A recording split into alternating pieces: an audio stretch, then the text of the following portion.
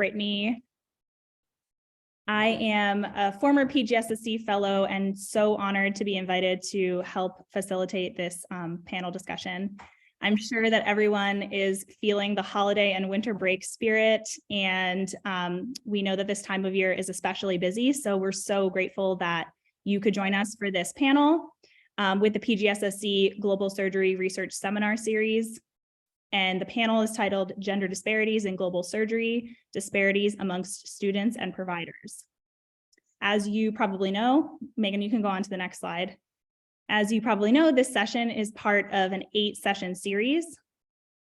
There's going to be 2 speakers speaking about this topic, followed by an open discussion on the implications of research that they've done. And we've as well met on Tuesday as a journal club and read a paper by each of our speakers. And so we're sort of ready with some questions and really a lively discussion. We would also be sharing the video afterwards, and please share it with your colleagues if you found the conversation compelling, and invite them to join the seminar next time. We would love to get a sense for where everyone's calling in from today. So if you wouldn't mind clicking on the link in the chat box and registering your current location, we will share the results at the end of the seminar as to a map of where everyone's calling in from.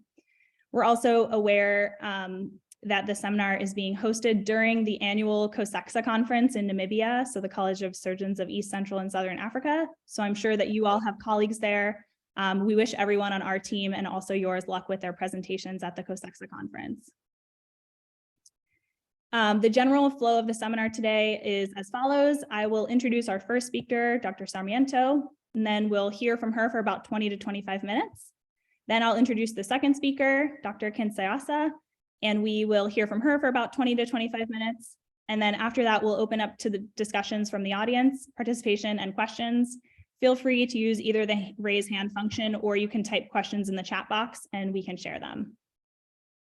And Megan, if you don't mind going back one slide, or no, forward one slide, just to show the team that's helped organize these seminar series, and we're really grateful for all of their efforts to put this together. I know Dr. Het Gauthier was going to try and call in from her flight. She's flying home from Kigali right now, and Dr. Biotin is on leave as far as I know. I'm not sure if she'll be joining as well. So we can go to the first speaker slide. We're going to do the other speaker first. Perfect. So to introduce, I'm very honored to introduce Dr. Doris Sarmiento. She was born and raised in Azogues, Ecuador. She obtained her medical degree and subsequently a master's in health research from the University of Cuenca. She completed her surgical residency training at the Universidad Central de Ecuador in Quito in 2012. From 2013 through 2014, she worked as an advanced laparoscopic surgeon in Hospital Enrique Garces de Quinto, and then she received a faculty appointment at the University of Azuay and worked on the trauma and acute care surgery service at Hospital Vicente Corral Moscoso. She currently is a general surgeon at Hospital Jose Carrasco Arteaga in Cuenca, Ecuador. Dr. Sarmiento will be presenting in Spanish, and there will be a voiceover in English. If you have never done this before, as I haven't, you can click on the interpretation button on the bottom of your Zoom screen. It looks like a globe, and then you can select to listen in either English or Spanish. So we'll let everyone do that for a second while Dr. Sarmiento pulls up her slides, and welcome Dr. Sarmiento.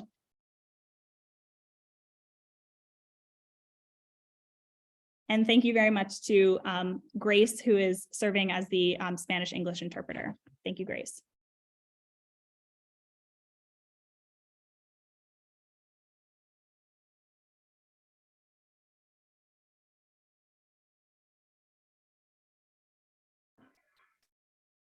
Buenos días.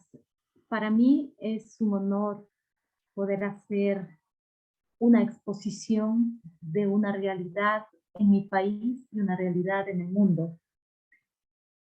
Se trata de una línea de investigación, la misma que yo sigo desde hace varios años, en donde tuve algunas interrogantes. El hecho de que por qué somos tan pocas cirujanas en el país. Apenas somos el 14% de mujeres en el área quirúrgica. Por esta razón decidí realizar un estudio de encuesta. Es un estudio mixto porque tiene una parte cuantitativa y una parte cualitativa, que habla sobre la disparidad de género en el Ecuador y la subrepresentación de las cirujanas. Un cirujano debe tener el corazón de león, los ojos de águila y las manos de dama. La cirugía por muchos años ha sido considerada una especie de, digamos, de carrera dirigida y dominada por el género masculino. A pesar de que las mujeres médicas se gradúan en un porcentaje mayor en las escuelas de medicina. En el país, el 60% son mujeres que se gradúan de una facultad de medicina. Sin embargo, muy pocas escogen el área quirúrgica para realizar su posgrado. En este estudio trato de dar una experiencia de las cirujanas, analizar cuáles son sus obstáculos que sigue y por qué tenemos que hablar de esto, por qué tenemos una lucha, por qué tenemos asociaciones, cuando realmente debería existir una equidad. El objetivo fue describir la subrepresentación de la mujer cirujana en el Ecuador y describir los cambios que ella ha tenido que realizar, la lucha constante para poder tener un nombre y dejar una huella como una cirujana.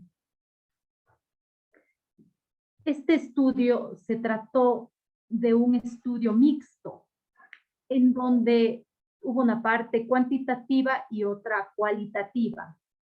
Se realizó un muestreo con el 18% de la población, esto es 105 mujeres cirujanas de las 9 provincias del Ecuador.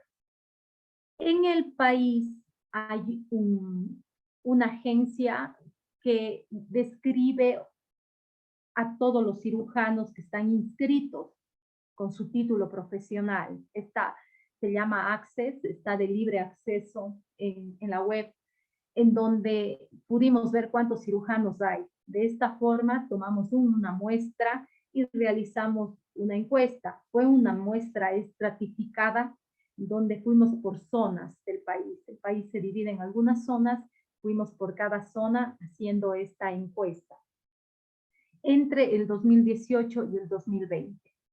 Se obtuvo o se estratificó en varias especialidades: cirujanas generales, cirujanas plásticas, cirujanas vasculares, cirujanas cardiotorácicas, cirujanas de cabeza y cuello, cirujanas ortopedistas, cirujanas pediatras, cirujanas colorectales, neurocirujanas y urólogas. Antes de poder aplicar esta encuesta, realizamos una validación de la misma con 48 cirujanos varones. Simplemente esto era para poder obtener una validación en donde tuvimos unos análisis estadísticos como alfa de Cronbach y pues vimos que la encuesta puede ser aplicada y que es válida y que tenía una correlación adecuada entre los dominios y las preguntas.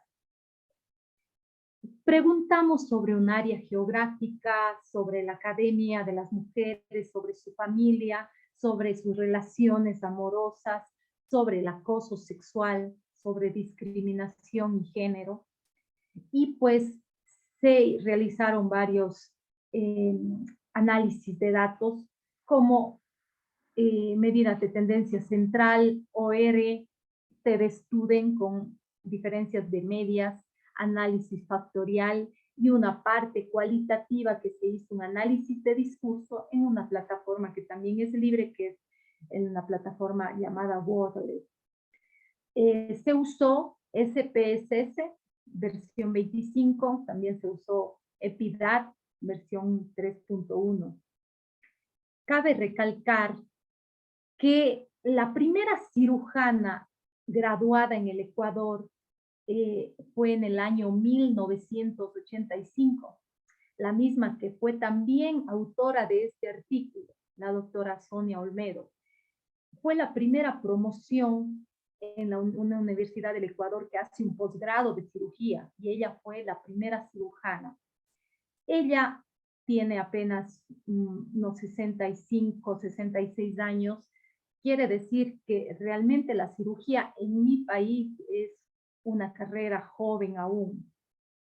Encontramos un total de 4.014 cirujanos en esta plataforma de Access, de los cuales el 14.3% corresponden a cirujanas mujeres y casi el 86% son cirujanos hombres. Aquí vemos la subrepresentación de la mujer,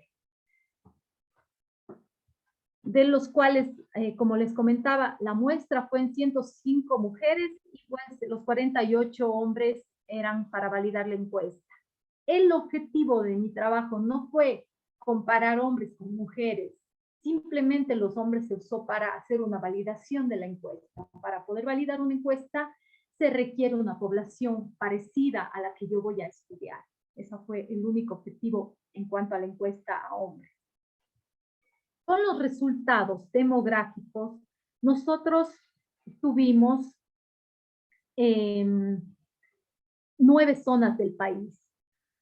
Así fue el porcentaje de las cirujanas mujeres y el porcentaje de las cirujanas encuestadas. Entonces, yo estoy en la zona 6, ubicada, ¿no? Como cirujana. El país tiene varias zonas que se divide en salud, también es la misma división en educación, y esa misma división se usa en varios ítems. Por eso usamos esta forma de ubicar zonas. Económica y políticamente están ubicadas así. En cuanto a la demografía, encontramos una media de edad de 38 años, con el hecho de que la mayoría de cirujanas en la época de la encuesta estuvieron empleadas, tenían un trabajo, y pues los años de práctica profesional tuvieron una media de más o menos casi 7 años que ellos ejercían la cirugía, esa media. La mayoría de la edad, como ustedes pueden observar, están entre 28 y 47 años, es decir, como lo comenté anteriormente, es una profesión joven, es una carrera joven en el país. En la actualidad tenemos una impresión de que más mujeres están escogiendo el área quirúrgica. La mayoría de mujeres cirujanas están ubicadas en la zona 6 y en la zona 9, que justamente la zona 6 tiene una de las ciudades, digamos, con una mayor educación, en el sentido de que las universidades tienen una muy buena validación en categorías, y pues en la zona 9 se encuentra la capital del país, que es Quito, que justamente es donde también me formé como cirujana. Entonces aquí encontramos la mayoría de mujeres cirujanas. En cuanto al estado civil, la mayoría estuvo casada y hay un muy buen porcentaje que está soltera, y también hay personas que están divorciadas. Las especialidades quirúrgicas, pues la mayoría son cirujanas generales, y la residencia, su entrenamiento quirúrgico lo realizaron el 86.7% dentro del país. Y un pequeño porcentaje fue al extranjero para formarse como cirujano. Nosotros hicimos algunas preguntas sobre carrera y academia, y nos llamó mucho la atención que casi la mitad tenía algún máster o algún doctorado. Aparte de su entrenamiento quirúrgico, ellos estudiaron algo más. Pero el índice de publicaciones es muy bajo. Atribuyo esto a varias razones. En mi país, primero, es difícil publicar. Es un país en vías de desarrollo.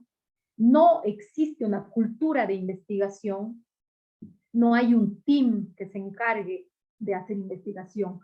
no hay el financiamiento para poder investigar.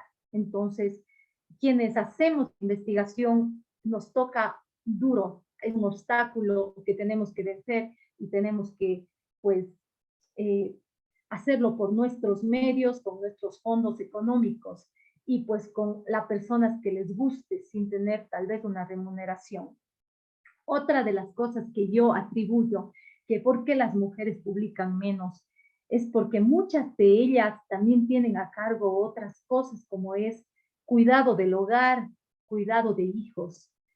Algunas personas están también en la docencia, en donde el tiempo tal vez para la publicación disminuye, ¿no? Esto nos ha llamado mucho la atención de que tienen muy pocas publicaciones.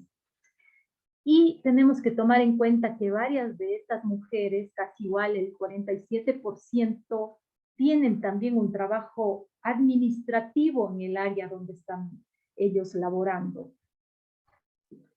En cuanto al liderazgo, lamentablemente aún existe mayor liderazgo de hombres en los puestos de jefes de servicios, en los puestos administrativos como una dirección, como una gerencia, todavía se da más a hombres y un pequeño porcentaje a mujeres, 7% mujeres versus el 66% a hombres.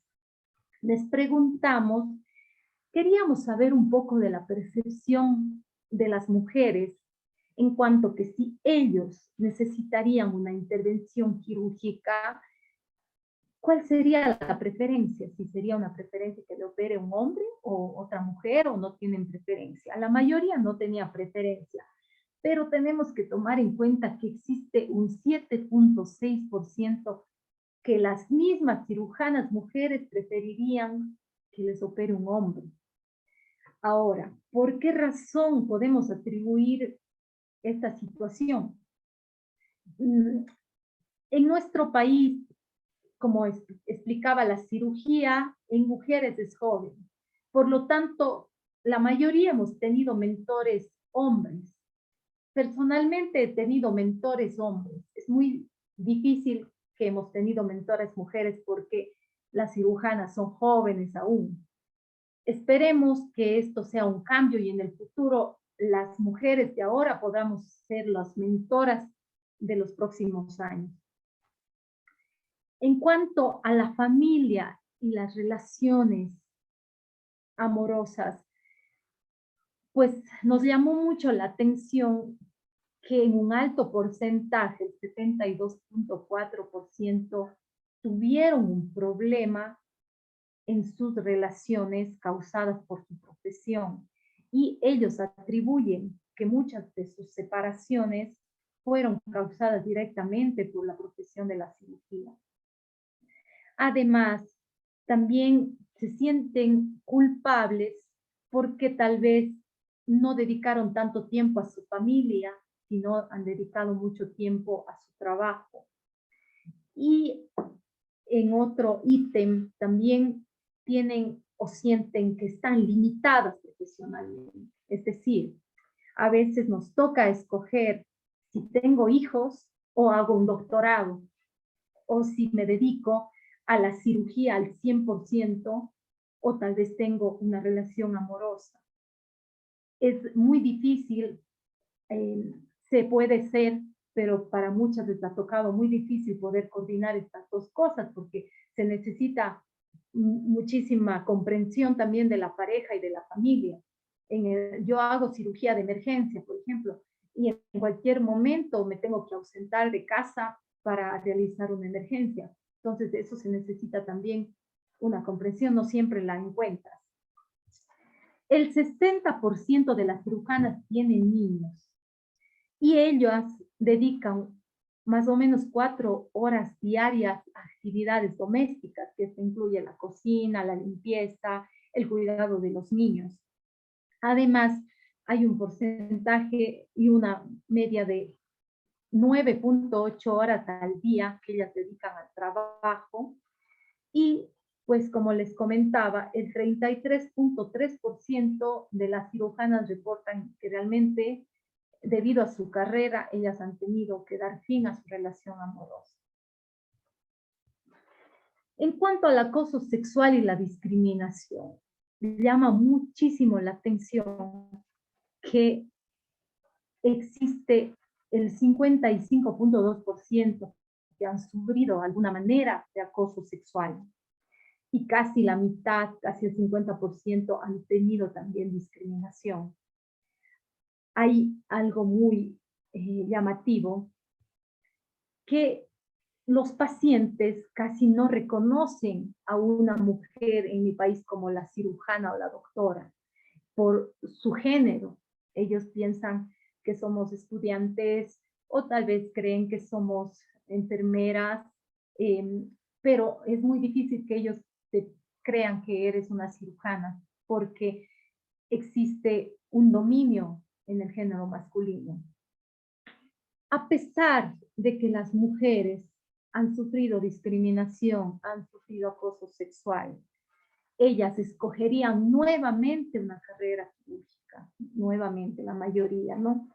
Por esta razón hicimos aquí un cruce de variables en donde vimos si el hecho de tener discriminación o acoso sexual tiene un riesgo para no volver a escoger la cirugía, pues no existe una diferencia estadística significativa. Es decir, que las mujeres, a pesar de sufrir todo esto, volverían a escoger una carrera quirúrgica.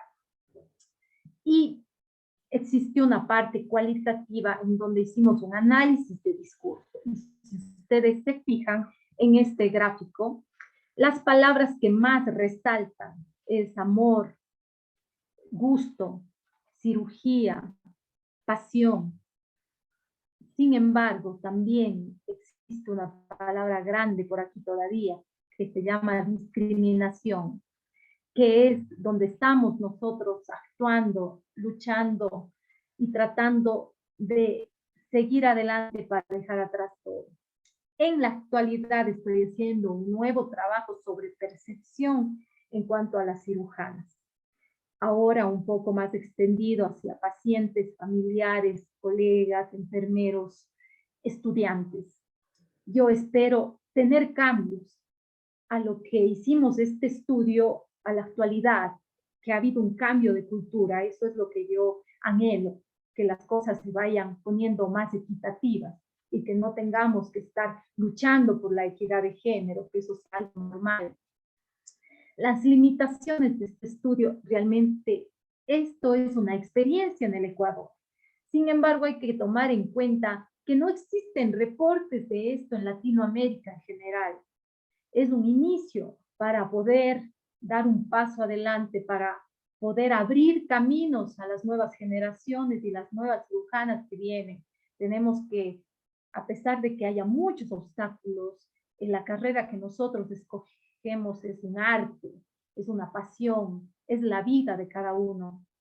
Yo no podría imaginarme mi vida sin estar en un quirófano, sin estar ayudando o salvando una vida.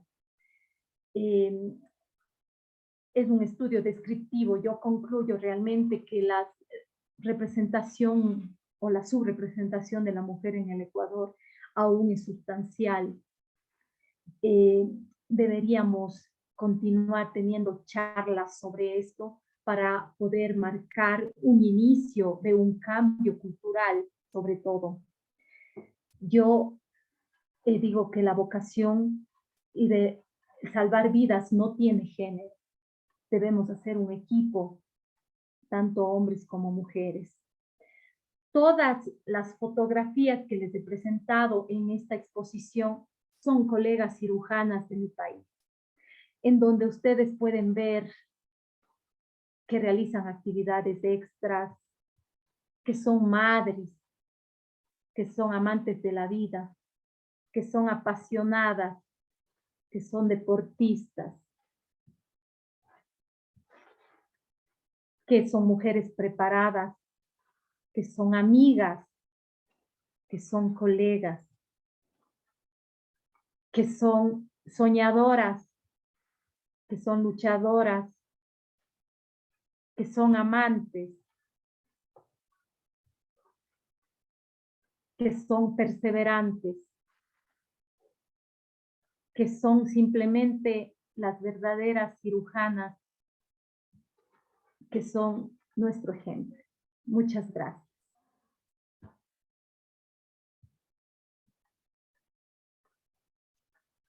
Wow, thank you so much for that beautiful presentation. I just wanted to echo one thing that you said that really stuck out to me, which was that the vocation of saving lives should not have a gender. And I couldn't agree more. And I loved the pointing out the different passions of your colleagues and those beautiful pictures of female surgeons, living their life alongside a career. Thank you so much. So for those, if anyone has joined since we started, Dr. Sarmiento gave her talk in Spanish. There is a live English to Spanish translation going on. If you click on the bottom of your screen under interpretation, if you would like to listen to the next speaker in English, you should switch back over to original audio.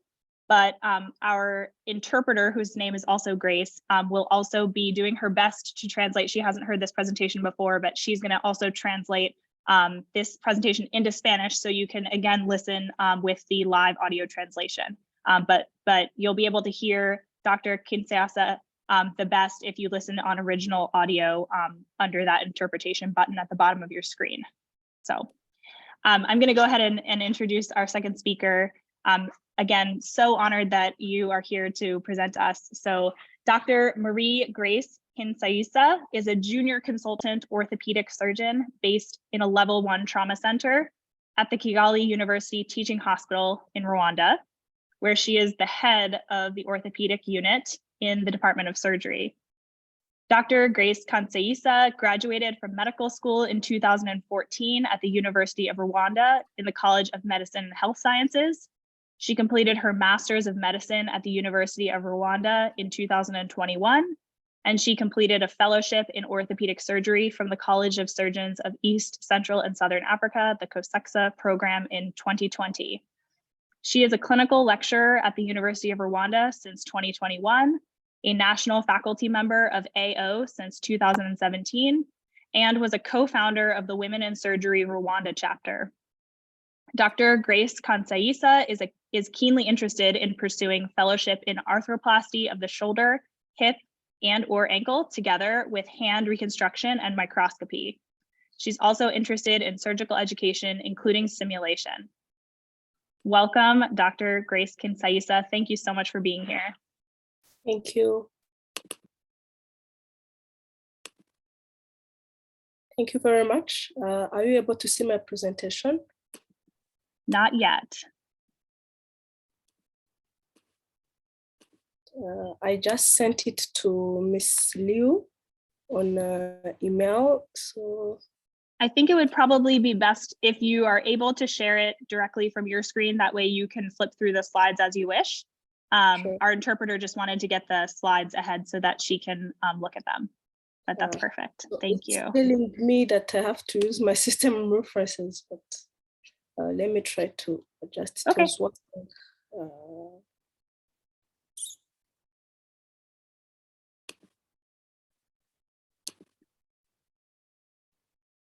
And Megan, you also have the slides, right? So Megan can also share them if we can't have you share them in the next few. If it seems too hard, we can totally have her share them, Megan share them, and then you can just tell her when to flip sides. I'm sorry, it seems to tell me to use my system references. And okay. Megan, do you mind pulling up that PowerPoint? Thank you.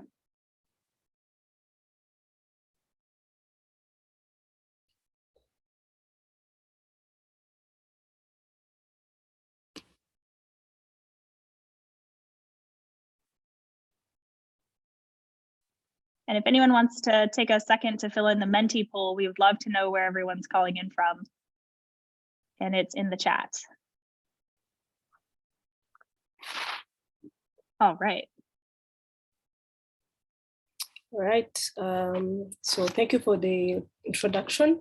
And I'm going to share with you about a study we have done in 2017 about the gender-based analysis of the different factors which affects the junior medical student to select surgery as a career. And it was part of the addresses done to decrease our high rate of staff discrepancy in surgery. And I've been working together with Sojangi, Hanlin, and Enoa Costas. Next, please. I have no disclosure. Next, please. So for those who haven't heard about Rwanda, we are a landlocked country, and we are now about 13 million. By the time we did the study, we were around 11 point something. So you see, we are very quite advanced with an increasing population. We are hugely densely populated, and we have less than $1,000 GDP per capita, and we have our life expectancy reaching now about 70 years. And currently we have fewer than 80 surgeons, combined expat and expatriate, nationals and internationals combined. And we have a limited number of medical students who are joining, especially females, to choose surgery as a career. And one of our, the main purpose of our study was to assess the various factors which repulse the student to choose surgery as a career. Next, please. At the time when we were doing the study, we were having a surgeon to population ratio of 0.5, as we were less than 50 by the time we were doing the study. And so 50 in the population of 11 million were less than 0.5 surgeons per 100,000, while the Lancet Commission had advised to have a safe surgery conducted should be at least 20. So you could see the gap we're having. We also did another study in 2017, which I was greatly part of with an amazing team. And we did around the surgical indicators based on the Lancet Commission. And yes, the 2-hour access is respected because we are a landlocked country or a small country, but the SAO density was only 1 and 0.5 for surgeons. And we had found the surgical volume was still very low, 700 procedures, while the recommendation should be 5,000 procedures. The perioperative mortality rate was still a little bit high because we have not yet been able to track all of them, and we had 76.2%. The financial expenditure related to the surgical delivery was still around 90%. Next, please. So we found we had gender discrepancies because we found in high school, in medical school, at the beginning of entering the medical school, in the first years, were at least 30% female students to be attending medical school. But as they finished, some had dropped, and were about 28, almost 28% are the ones who are still present. And then in residency, it was less than 0.05%. So we almost had like one female resident for 15 male residents. So we found as the level of specialty advances, the lesser females were eager to be able to attend surgery as a specialty. Next, please. So we found our aim of the study was to identify the junior medical perception, the junior students' perception in terms of attending surgery as a career, to also recognize any potential way we can use to increase the attendance of medical students into surgery, and to also evaluate how we can improve the medical training period, because we found one of the other factors which could lead was about the little time of exposure into having surgery in the course along the rotation they were having, and also to determine any gender discrepancies in terms of how they were perceiving or how they would be interested to join surgery. Next, please. Our objectives were about to evaluate the demographics, to assess if there is any bias in terms of demographics, to assess any factors which affect students to choose surgery, to also assess if there is any possible solution we can provide on our side to be able to stimulate students to join more surgery. Next, please. So it was a cross-sectional study, and we assessed medical students through their medical career, and they were young or junior medical students. They were in the first half of their clinical years. So we have about 6 years of medical school, and we assessed the 3rd year and 4th years medical students. And the information on demographics, especially about their preferences and the reason why they're choosing that specific specialty was what we assessed. And also any odd ratio below 0.05 is what we consider as statistically significant using the starter. Next, please.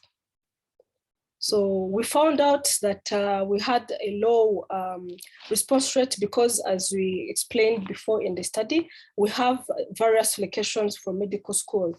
By that time, all the medical students were learning or having their courses in the south of the country, which is about 200 kilometers from the capital city.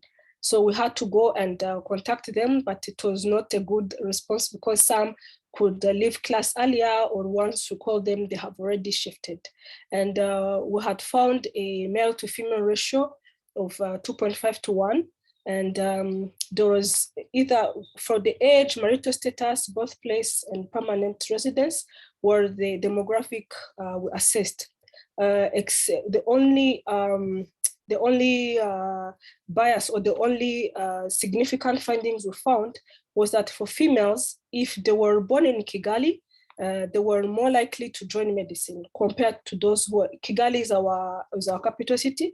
So females who were born in unfavorable milieu, if I can call, students who were born in the countryside were less likely to join medicine compared to their female counterparts.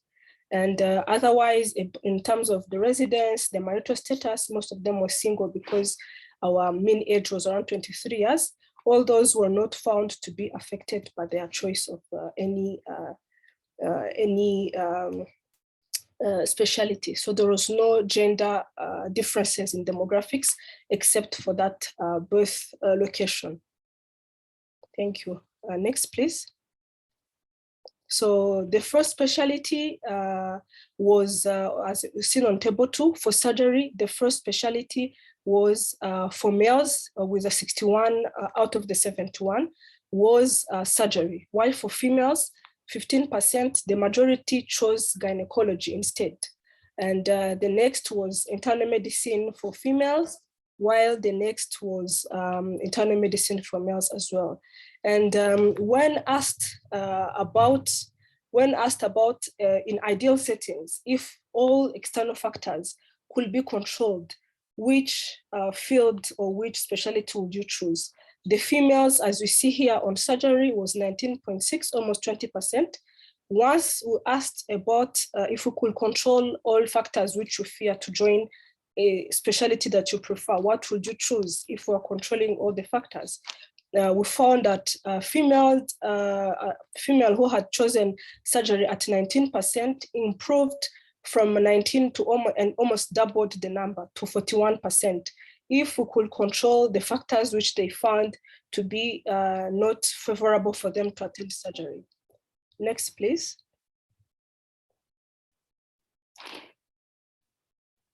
So we also found other factors are affecting the choice of specialization. We found that for males, a role model, also the intellectual challenge, and also the lifestyle of practice were the main favorable factors to lead them to choose any type of specialty. As you saw, the males were choosing surgery as a type of specialty they like. So for them, having a role model, having an intellectual challenge, and also having a lifestyle practice, the level of challenge, were the 3 main important factors for them to choose surgery. While for females, the most important reason to choose gynecology for them was the fellowship opportunity, was also the research opportunity, and also the role model. Another important factor maybe to show is that the plan for children was, maybe we'll do it next on the other slide. Next, please. So for the factors now affecting the choice in surgery specifically, the research opportunity and the fellowship opportunity were the most leading factors. However, for male, we could find that it was mostly pronounced for job opportunities, while for females, the intellectual challenge was the most significant factor. Also, as well, the research opportunities. Also, in terms of this table, we found for the plan of children, the females were 5 times less likely to choose surgery when they were considering to go for surgery fellowship, which was something we found was awakening in terms of having a family plans. Females were less likely to choose surgery, 5 times more compared to males. Next, please. So for the factors affecting the selection of specialty, not in surgery, any other choice to not go in surgery, any other reason to not go in surgery, we found that the lifestyle during residency, and can you go back to the previous slide, please? So another thing we found was also in terms of the length. We were a little bit skeptical that maybe the length of the study is going to affect the choice of surgery. We found there was no statistical difference between females and males about the length of the study, which means they were all right with because we do now around 4 to 6 years of surgery in terms depending on a different specialty, general surgery being 4 years, orthopedic 5, and neurosurgery being 6. And we found surprisingly, the length of the study was not a concern for any of the group to attend surgery. Next, please. So in terms of the factors repulsing the choice of surgery, we found for males, the resident in surgery. Before, the resident in surgery it is like a double-edged sword for males. A bad interaction with the resident could be a reason to not choose surgery. Maybe a bit of context in our settings, because you have a very low number of surgeons. So the residents are still having an important factor in teaching as it's supposed to be, but you can find there is a lot of interaction between them. So for the males, any bad interaction could be also a factor to not choose surgery. Another thing we found for females was the lifestyle of practice, which was also related in terms of family responsibilities. Some were seeing it as a factor which was not favorable for them to not choose surgery. Next, please. So surgery is the most chosen faculty as we have seen in other studies found, especially the surgery, and the pediatrics and other non-surgical specialties were mainly selected by females. However, we found in our study, gynecology, which is a surgical specialty, was selected. However, other non-surgical specialties are usually the most commonly selected by females. And our female medical students had a high preference for choosing surgical career, which is something very appreciated. And we found also that research and fellowship in other countries could also be an important factor to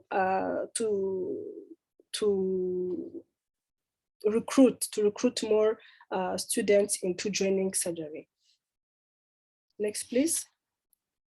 So one of the conclusion will be to expand our surgical workforce by including the motivation factors we found, including improving our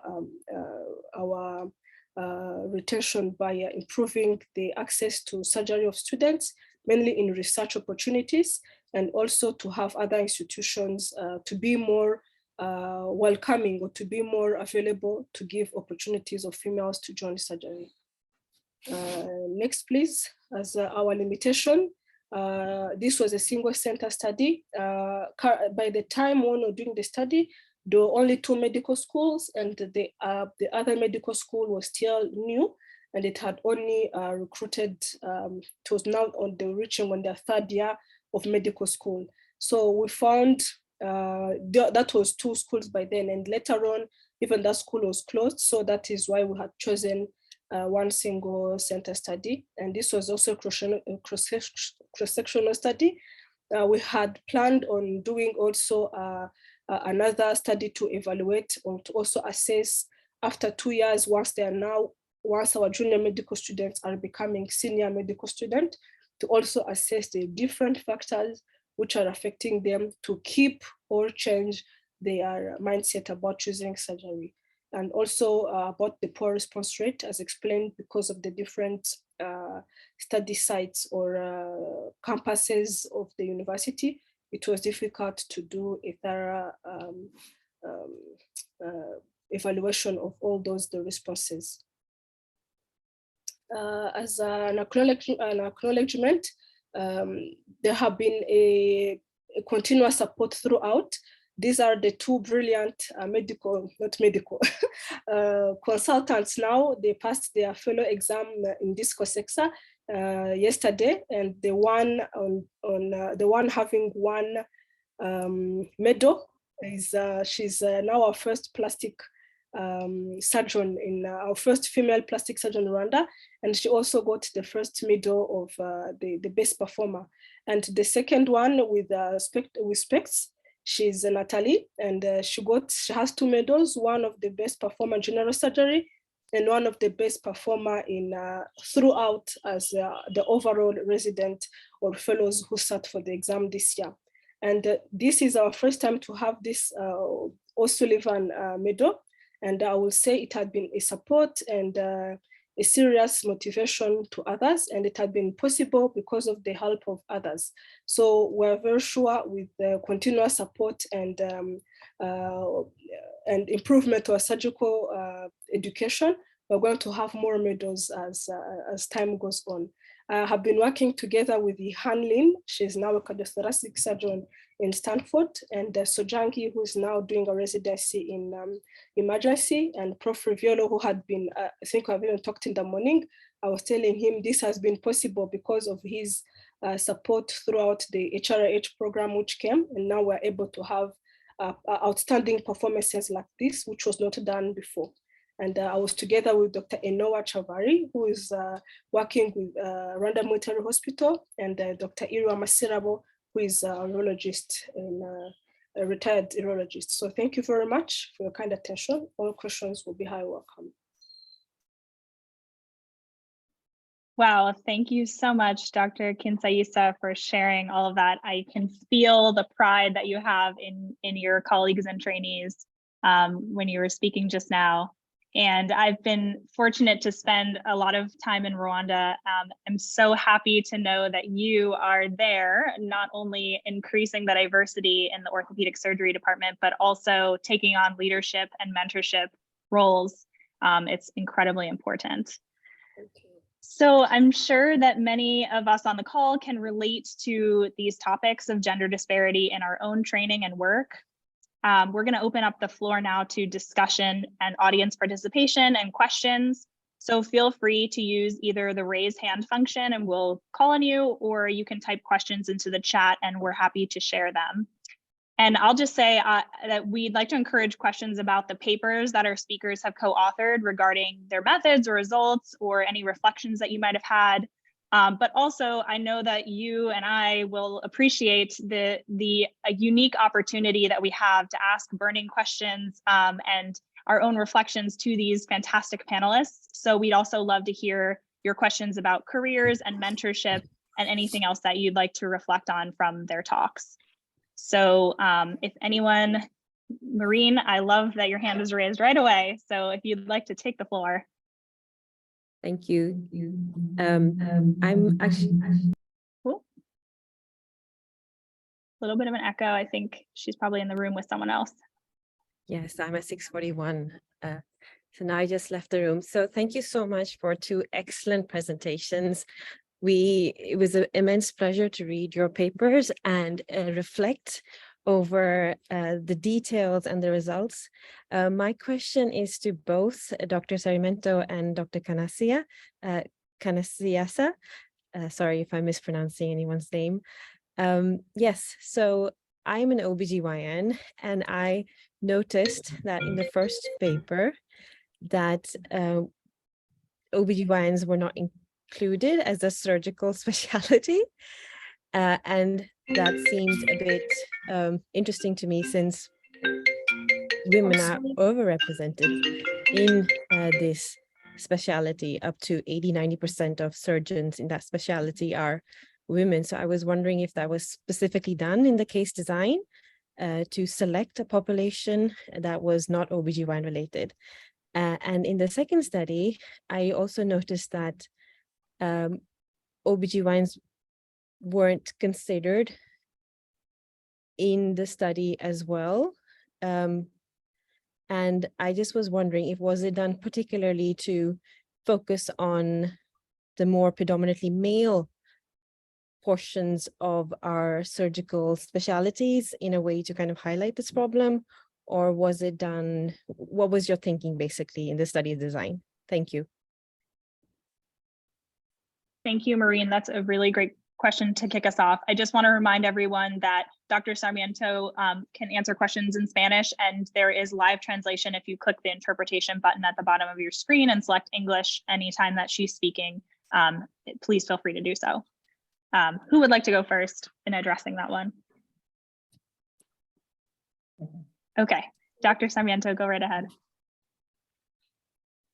Muchas gracias por su pregunta. Para poder ingresar al muestreo, a la subrepresentación, hicimos primero un análisis estadísticos con las profesiones que tenían menor al 35% de cirujanos. Ginecología, otorrinolaringología y oftalmología fueron excluidas porque ellas sobrepasaron este porcentaje. Entonces no podíamos hablar de subrepresentación en un área en ginecología que, como bien usted lo mencionó, en el país pasa lo mismo, la mayoría son mujeres. Estamos hablando de subrepresentación. Por esta razón las excluimos. Fue un análisis estadístico previo al muestreo estratificado que se realizó. Esa fue la causa. Gracias.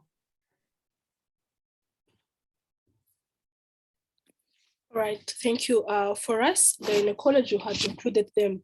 If you check on table 2 of our study, we had requested medical students to choose any specialty. So there was anesthesia, there was psychiatry, so there was any type of specialty they wish they can select. And as explained, surgery was the most selected type of residency for medical student for males, and gynecology was the most selected career or residency program for females. So I don't know if I've answered your question. If you have any you want to ask further.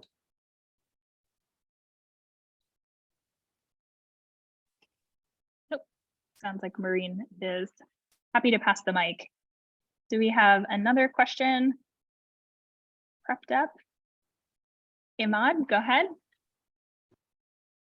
Hi, thank you both for your presentations and for the papers that you presented. Really enjoyed reading them, and we discussed them earlier this week. One question that came up, and I think this applies for both papers, is did you consider including any genders outside of the binary gender system with your paper, or would consider that for a follow-up study? Thank you very much. We had asked about either while doing the study, we had requested people to choose gender as male, female, or they want to specify, because unfortunately in our country, our LGBTQ rights are not yet pretty well demonstrated or pretty well developed yet, but I will agree we're going to add that for our next studies. But we had requested anyone else to add, but I'm very sure that is also another type of bias. So we're going to improve that next time.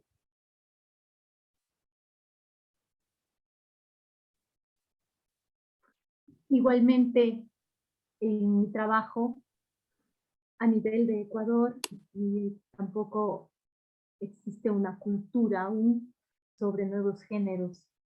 Ellos también luchan por eso, ¿no? Nosotros no incluimos otro género en el sentido de que cuando les preguntamos al igual que escriban su género, todos pusieron femenino.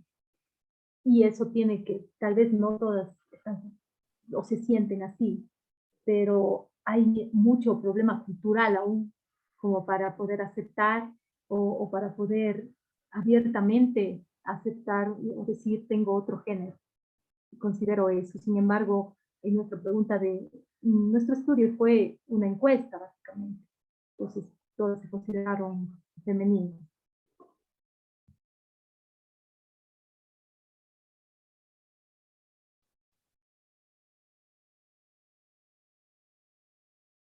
Thank you.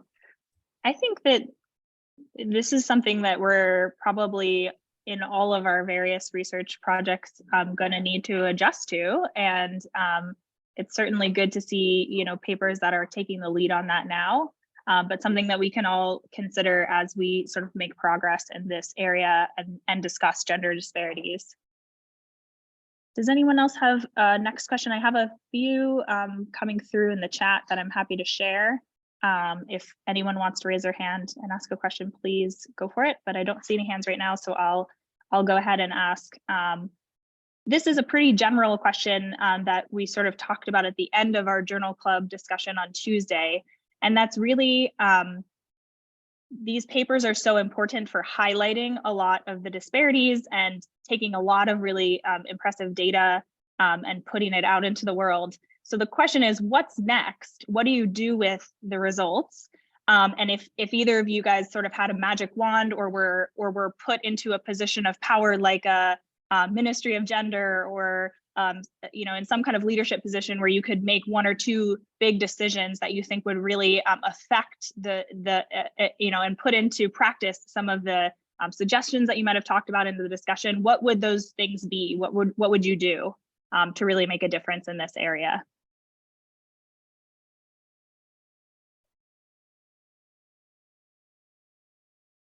Whoever wants to go first.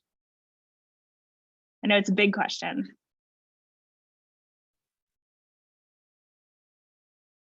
Dr. Kansayisa, go ahead. Would you mind repeating again, please?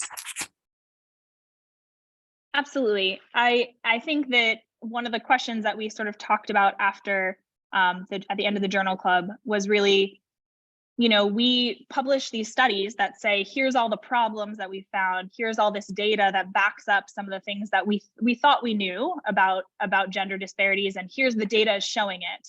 And so what comes next? What are the next steps for you as a female surgeon in your country, one of a few? What do you think are some of the big things that you could help do, especially in an imaginary world where you had all the power? What are some of the big levers that you think you could pull to really make a difference in this area in response to these disparities that we now know about?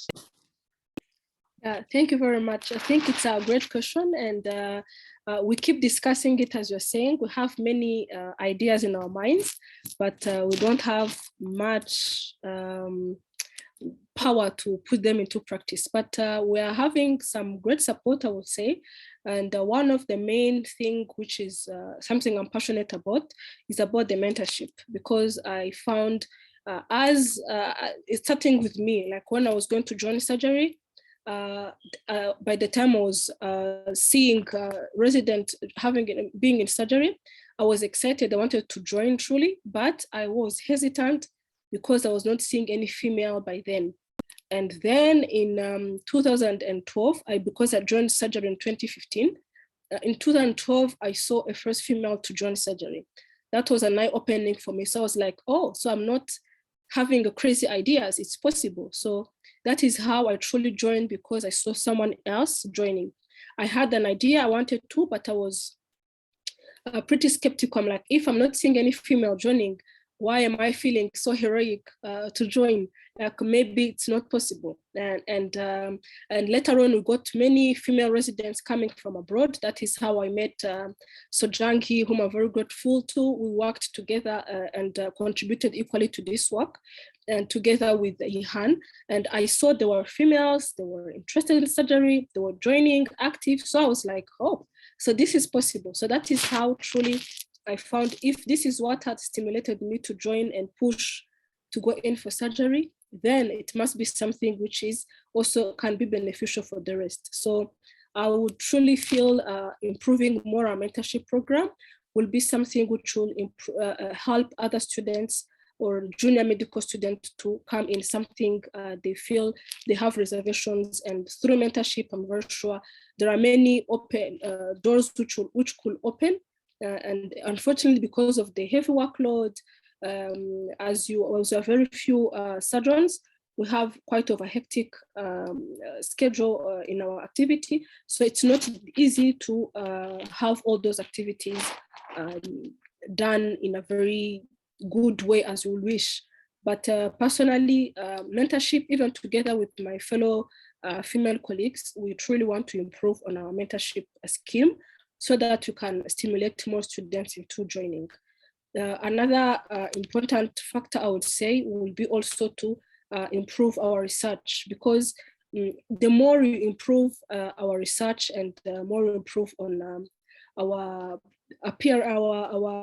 external appearances, if I can call it, and improving our data, and also having more appearance to include more junior medical students to attend. It stimulates them to be able to develops a culture for them to be able to join more a field they have seen something being done. Otherwise, once they don't see nothing, once there is nothing being done, it's difficult to know there is something happening elsewhere. So I will say mentorship and also improving on the research opportunities we give to medical students is going to be something in our little means we can be able to improve. Otherwise, if you have all the means, as you said, besides mentorship and research opportunities, I will also be able to improve the well-being, because sometimes if I could control our residency program, I would add more factors which could stimulate more the female residents to join, because we have a heavy workload.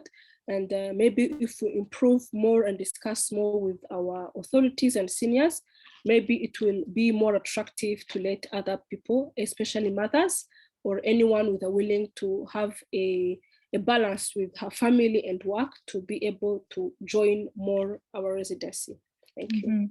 Thank you. And just to ask a quick follow-up question, since I know that we mentioned in your bio that you brought the Women in Surgery chapter to Rwanda and co-founded that chapter, have you seen an increase in the availability of mentorship through that international group at all? And do you guys lean on that for mentorship from either regional partners or international partners? Thank you. So in terms of our chapter for women's surgery, we, especially as I said, because of our heavy activities and we are spread across the country, it is difficult to have a thorough follow-up of our mentorship. And we're truly trying to wind it up and start afresh, but I would recognize it's not yet that strong for now. And now the mentorship is not mandatory, especially in our residency. It depends on any resident who wishes to have a mentor. We don't have any standardized way of having a mentorship program. So you find that aspect is not yet well developed in our country. Thank you. And we'll go over to Dr. Sarmiento to answer that same question from before.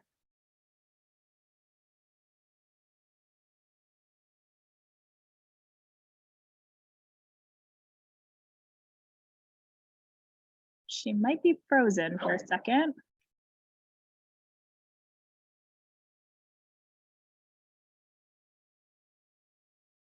I think she just dropped off. So she's back. Okay. Dr. Sarmiento, you go right ahead. I'm so sorry. Perdón, en un momento la computadora se paró. Bueno, considero que pequeños cambios pueden hacer grandes diferencias.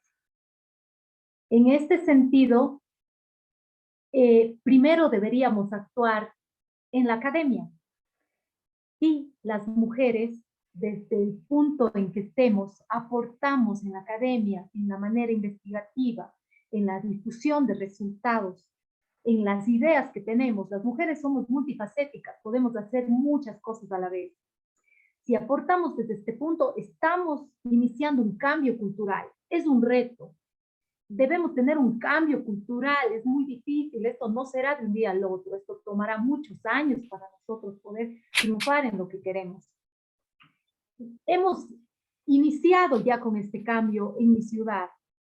Nosotros formamos una red de mujeres investigadoras en la academia, no solamente en el área médica, en áreas sociales, en áreas de educación, en áreas arquitectónicas, ingenierías, y formamos y iniciamos realizando un libro de autobiografías y de los retos de las mujeres. Con ellas estamos formando una red de mujeres académicas. Posteriormente queremos continuar escribiendo. Todas las mujeres que están ahí son increíbles, tienen muchos estudios y son también personas que han tenido que pasar varios obstáculos para llegar a donde están. Este es nuestro aporte inicial. Segundo, creo que la docencia también es básica. El hecho de ser cirujanas, estamos siendo docentes, porque cuando estamos no necesitamos estar indexadas a una universidad. Al momento que estamos en un quirófano, estamos enseñando también lo que debemos hacer. Estamos indicando a los estudiantes cómo manejar un paciente. Estamos siendo docentes hasta de manera imperceptible. Si nosotros empezamos a formar, a incentivar, no solo a mujeres, también a hombres, para que vean que debe existir una equidad de género, que todos podemos realizar, que todos somos iguales y que tenemos capacidades grandes para poder llegar a donde queremos. Otro hecho creo que es el amor y la entrega a nuestra profesión, y esto va demostrada con los pacientes y los familiares. Es un poco difícil, como dije, el cambio cultural. Cuando nosotros realizamos nuestro estudio de percepción, que aún no difundimos resultados, pero la mayoría de pacientes no saben que las mujeres cirujanas también tienen capacidades igual que los cirujanos varones o que los cirujanos hombres. Por esta razón, si nosotros demostramos nuestra capacidad y somos médicos íntegros, éticos, en donde damos con amor, con pasión nuestro conocimiento, creo que también iniciará un cambio cultural en los pacientes, y ellos en un futuro no tendrán que no reconocernos como cirujanos por nuestro género. Para ellos será igual estar operadas por un hombre como por una mujer. Eso creo que sería el inicio, como dije, un reto grande, difícil. Tal vez podamos nosotros ascender en algún momento a un área administrativa y de salud para dar cambios grandes en el país, cambios políticos. Pero para anteceder esto debemos tener una base. ¿Cuál es la base? La investigación. La investigación nos puede hacer cambios políticos grandes en el país.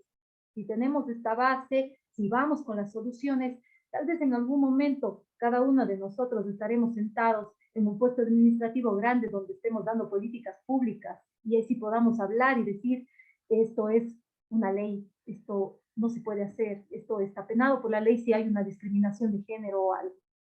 Creo que eso sería el inicio.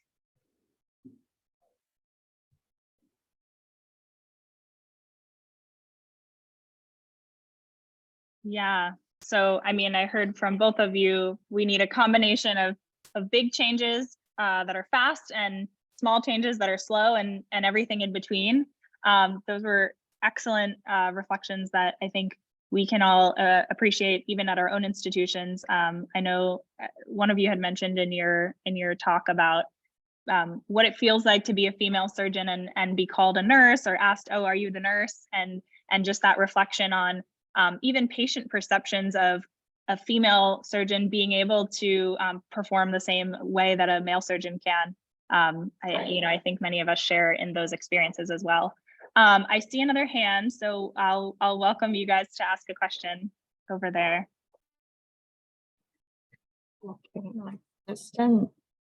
Okay, just to confirm, are you guys hearing as well without any echo? Awesome. Hello everyone. First of all, I want to congratulate the speakers for their amazing presentations and for having worked so hard on those research projects. And well, we can definitely see the output.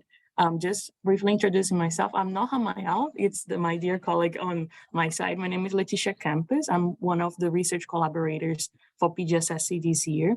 I have a specific question for Dr. Sarmiento concerning one of the results. It really caught my attention that most of the women surgeons that you surveyed are general surgeons, and that there was a lack, or the number of women surgeons was reduced in the other specialties.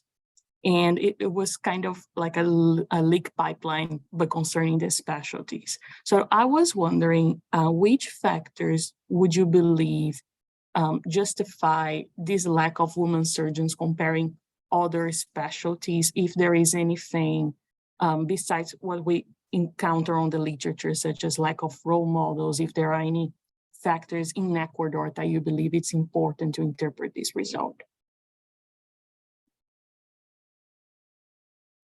Básicamente, considero que en el país no existe la formación de subespecialidades. No hay, es muy raro. Simplemente existe la formación de cirugía general y las personas que quieran hacer una subespecialidad tienen que ir al extranjero. Ahora, la formación en cirujano general son más o menos de 4 o 5 años, igual que Estados Unidos. Tampoco hay la cultura de que tú te vas enfocando y vas dirigiéndote a cierta subespecialidad.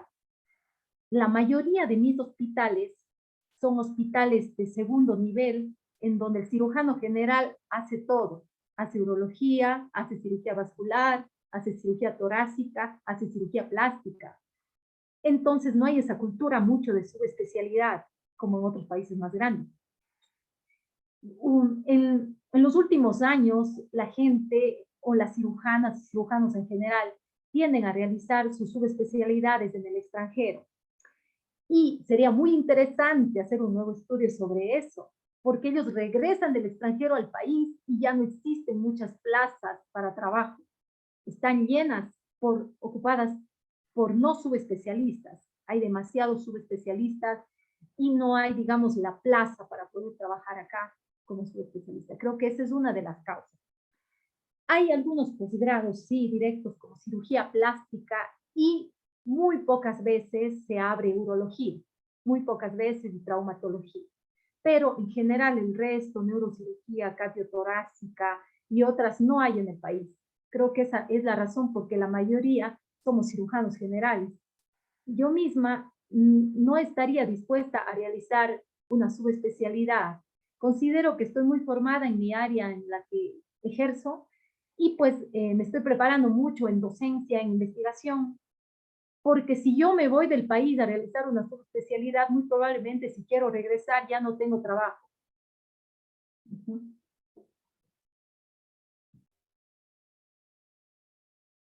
Thank you very much. Muchísimas gracias.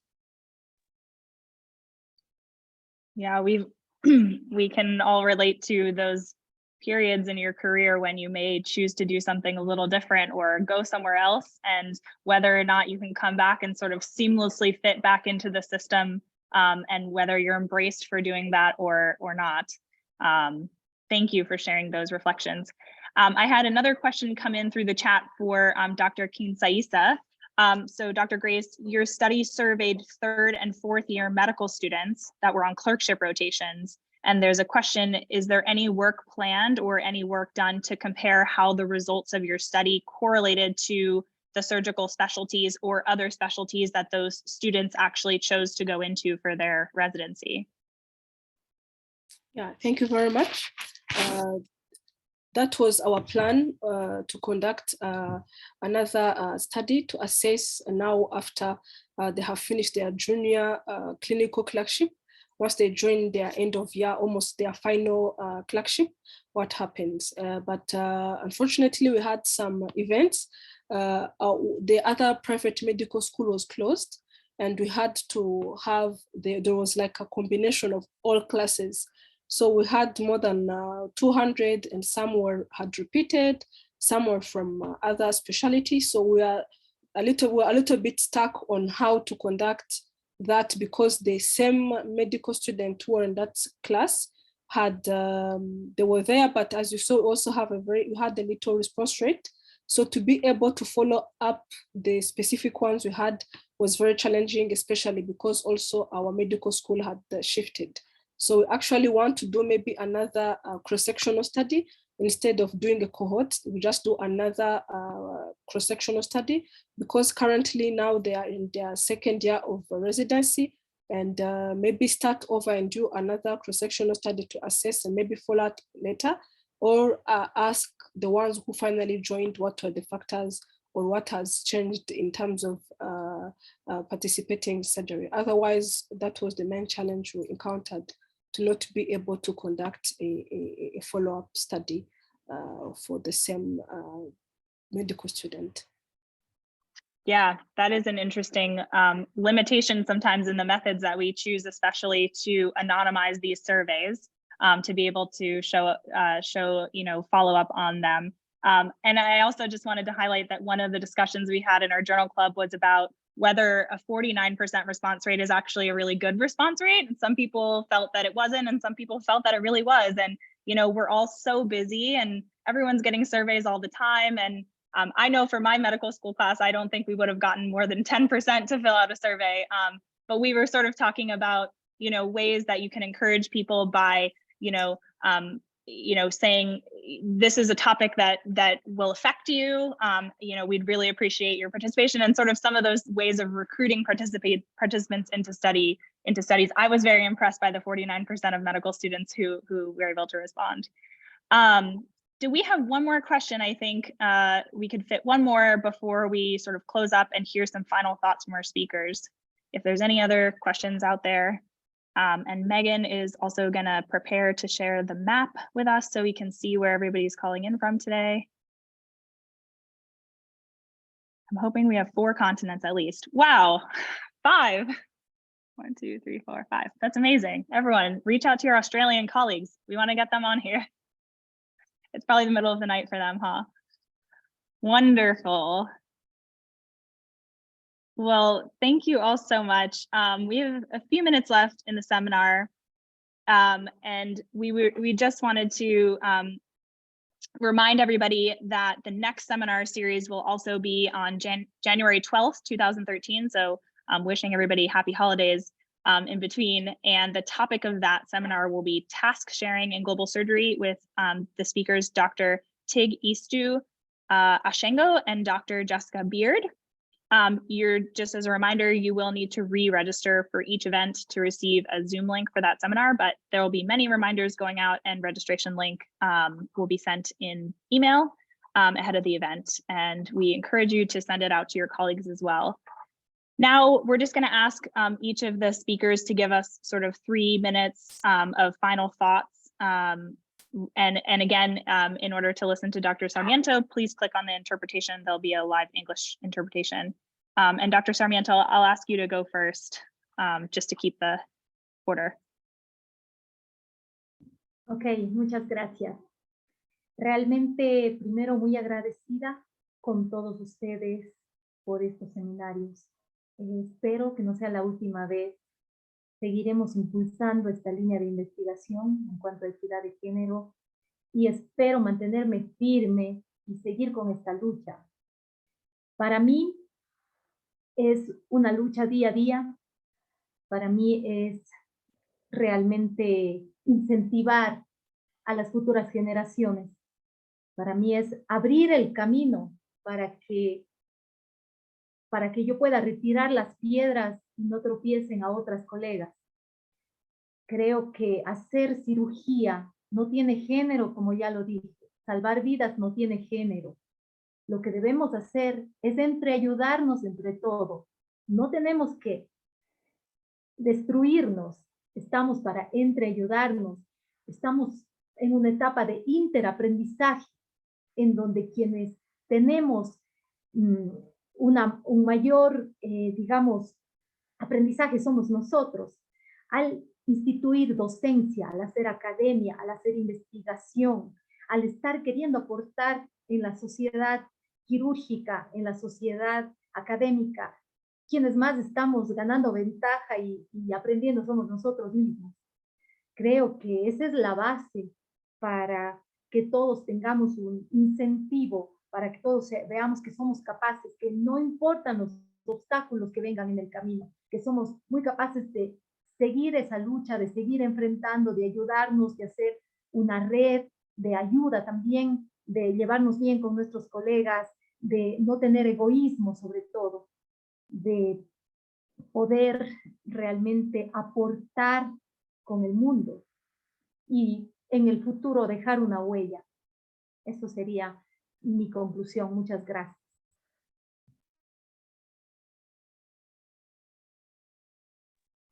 Thank you so much. And Dr. Kansayisa, when you're ready. Yes, thank you very much. This has been a great honor to be with you all. It has been a great opportunity, and hopefully this will be kept as a momentum to keep sharing ideas. And if there is anyone coming to Rwanda or willing to have a study or want to have any idea about the Rwanda perspective, please, I'm always ready to chip in whenever needed. In terms of conclusion, I would say another challenge we met, maybe that I hadn't talked about, was about we had put all the specialties, but anesthesia, which is a crucial part in delivering safe surgery, was not it was not a chosen career among the medical students we had given the questionnaire to. So one of the main important ways to deal with that was to have a further collaboration with the Anesthesia Society to have a more inclusive, I would say, curriculum, so that from the start, the medical students are also oriented and also aware about all other possible specialties before they choose, because if they learn them later, because they have anesthesia, or somehow less than 10%, 20% of them will be able to rotate there. So you find sometimes it's difficult to also choose that, yet it is one of the crucial aspects to improve our surgical service delivery. So one will be about collaboration with the anesthesia team to be able to have an inclusive curriculum from the start, so that students are also aware of all those possible opportunities present to them. Another will be to also improve, as I said, on our mentorship, so that we can have more students attending surgery, so that we can move, because we are now still at the one surgeon in 100,000, yet the SAO should be at least 20 in 100,000, so that at least, even if we have a long way to go, but at least to make sure we have a steady curve, so that by the time we have enough candidates to join, they are sufficient, so that we reach the number to be able to deliver safe surgery among our country. And we're grateful for the support of all of you, because even where we are now, even if it is not that appreciable, but we are having a very good progress, thanks to all of you for your support, especially with improving our education system. So let us keep the great work, all of us. Thank you so much. Yes. And both of your talks were so inspiring, I think, for all of us. I don't know if the two of you have met each other ever, but I hope one day you can meet at a conference or something, because you clearly share a lot of the same passions and messages from your respective setting. I just wanted to tie it back together with a few of the things that you said. I again just love this idea that the vocation of saving lives should not have a gender. Dr. Sarmiento, I loved what you said about removing rocks and setting aside egos and really making this a community to push things forward. And then just echoing Dr. Kansayisa's call for mentorship and research as really some of the pillars and the ways that we gain exposure for women in this field, and putting people forward to do the presentation at the conference and giving them that platform.